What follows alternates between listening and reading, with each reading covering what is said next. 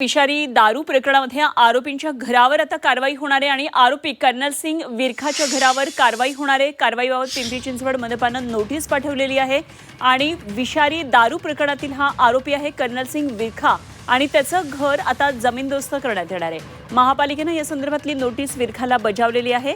तर हे घर अत्यंत छोट्या गल्लीत आहे, त्यामुळे महापालिका आता कटरच्या सहाय्यानं घर पाडणार असल्याचं कळतंय। तर विरखाच्या घरासमोरून या संदर्भातला आढावा घेतलाय आमचे प्रतिनिधी कैलास पुरी।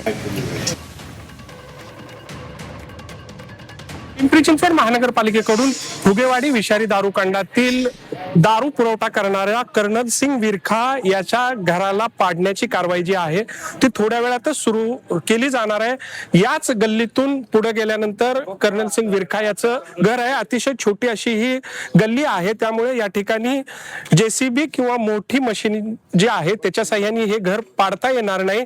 त्यासाठी महानगरपालिकेच्या अधिकाऱ्यांकडून ब्रेकरचा वापर केला जाणार असल्याची माहिती जी आहे ती दिली जाते। या ठिकाणी आपण पाहू शकतो महानगरपालिकेचे अधिकारी जे आहेत ते या ठिकाणी आलेले आहेत। मोठ्या प्रमाणात पोलीस बंदोबस्त जो आहे तो महापालिकेकडून आहे।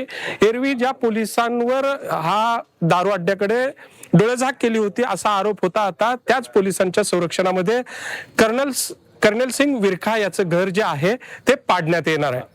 Kailaspuri, Zee Media, Pimpri Chinchwad.